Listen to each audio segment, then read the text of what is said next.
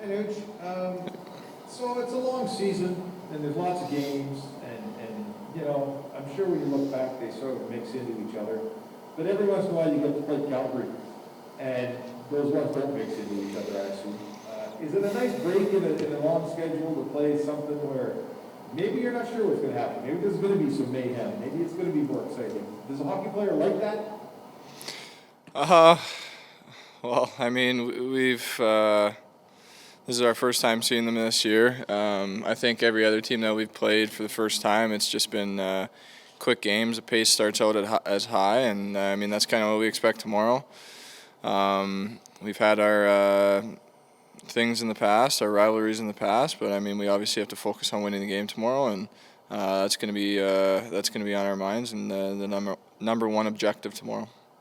Well, you're trying to win, and points are important.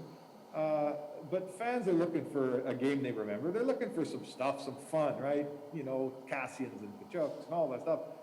Is that any good for the Edmonton Oilers' mission? Would you rather just get in there, play a hockey game, and get out? Or if the shenanigans start, is there any positive in that for your team?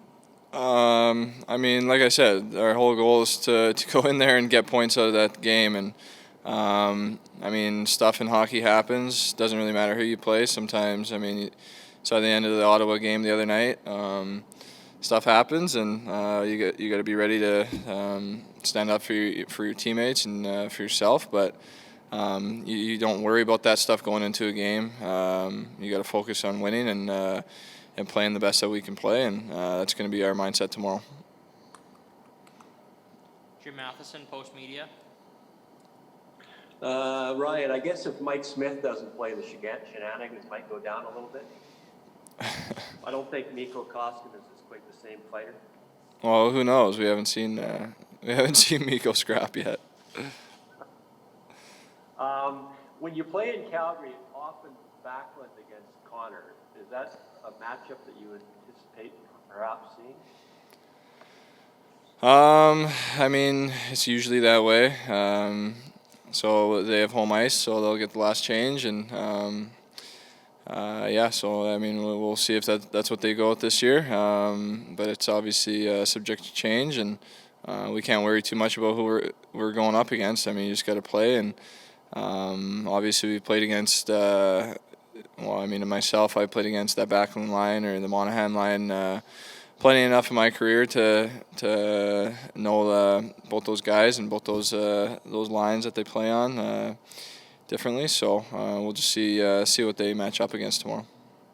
Thank you. Josh Clipperton, Canadian Press. Hey Ryan, you can never let your guard down, but given all the problems the teams in the U.S. are having right now with COVID, how thankful are you guys to be playing north of the border, where there's obviously still risk, but it's not nearly the same? Well, yeah. I mean, we still got to be cautious and take the precautions seriously, and make sure we're not doing anything stupid to put ourselves at risk and expose ourselves. But I mean, so far. Luckily, our division's been good with it, so let's just hope that can continue. And I mean, south of the border, we can. I mean, I'm sure they're taking the right precautions. It's just might be a little tougher, but yeah, I mean, we just got to be smart and make sure that. I mean, really, we can only worry about our own team, and I know guys are taking it seriously, and we just got to keep doing that.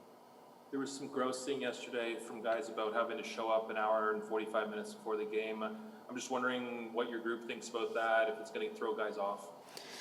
Yeah, I mean, it changes it a little bit, but at this point, you kind of got to roll with the punches. It's not a normal season. It's obviously it's not a normal anything right now. So, unfortunately, you have to make a few sacrifices here and there, but got to try to prepare the same way, and we'll see if that hour 45 thing, how long that lasts.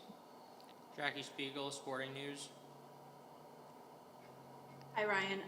Obviously, in the building itself, there's usually a lot of intensity among the crowd and the fans, and obviously this year there won't be fans in the building. How do you think that'll impact the game, or will it not even be something to take into consideration? I mean, we've kind of found the start of the games. There's some momentum, a little bit more momentum swings without the fans. just because I mean usually the fans bring energy and you can kind of get momentum from that and get rolling. But once the game gets going, you don't really think about it too much. I mean, you're just playing another game, and the intensity is always on the ice anyways. So, yeah, it makes a little bit of difference at the start, but I'd say once you get going, it's still the same game.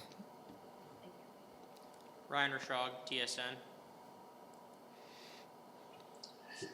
Hey, Ryan. Calgary's had some decent goalies there over the years, but they put a guy in place this year that they feel can be a difference maker. Just can you discuss the look of their team with a guy in net that's capable of what Markstrom can do on a given night? Yeah, I mean, obviously he's a big guy back there, and he can steal some games for them. So I mean, we got to put pressure on him as early and as often as possible, and get guys going to the net. And yeah, I mean, just put a lot on him and not let him get too comfortable in there, and see what can happen. But I mean, going to face him a lot this year. So I mean, this division has a lot of good goalies. We know that, and you got to find a way to break these guys down. You came into the season wanting, as a group, to put a big focus on your defensive play and to cut down the offense 5-on-5. I mean, setting the numbers aside, which way do you think that this is trending for your group? What are you seeing from your team in terms of that? Well, I think as we've come along here, our 5-on-5 defensive play has gotten better. We've had some mishaps and the little breakdowns that they get you. I mean, this players are good enough in this league to make you pay every time you have a little breakdown. So it makes it more obvious when you do. But I think as we're getting rolling here, as we're moving along in the season, overall, I think we're happier with the way our 5-on-5 defensive game is trending. Paul Gazzolo, Oilers TV. Hey Ryan, we've seen the spark that Mike Smith can have from the blue paint and at center ice, and he's slowly getting back into the mix now. Just what kind of influence does he have in the dressing room?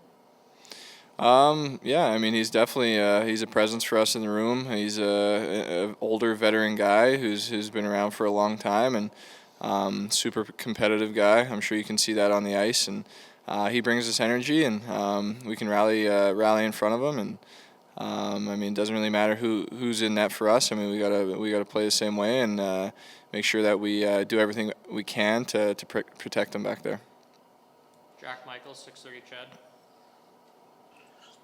Not just the last game, Ryan, but just the sequence of games against Calgary this last year. Is the rivalry now in a different place in your mind than it was before those games? Well, I think just the fact that both teams have taken strides and steps to become better teams. I mean, my first few years, the rivalry wasn't as strong just because it wasn't. Neither team was where we are now. So obviously that changes things. It intensifies the games and makes the games more important. And I mean that when that happens, it comes with other stuff going on in the game. So I'd say it's probably intensified a little bit. But like I said, I mean, we're focused on winning the game and going to play these guys a lot. We play every other team a lot too this year. So yeah, I mean, we got to focus on winning. Thanks, that's all I have. Last question, Jim Matheson, Post Media. Ryan, you talked about no fans in the building. That is for a lot of other teams, but when Edmonton plays Calgary, the rivalry, you can sense it in the building with the people wearing their different jerseys and stuff like that. Do players notice that even in the warm-up?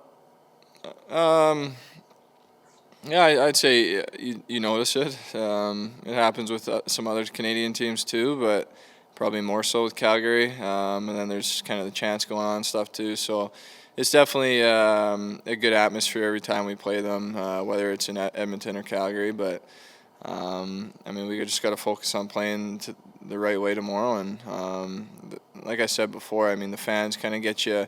They can give you some energy early in the game, but as the game goes on now, without fans, it's you just start playing the same game, and the intensity is still there. And sometimes to start, you got to find ways to create energy yourself. We know there's no fans, and we got to start getting used to that. One more thing. there won't be any more Monahan Nugent-Hopkins fights? That was a one-off? What do you want me to say, Jim?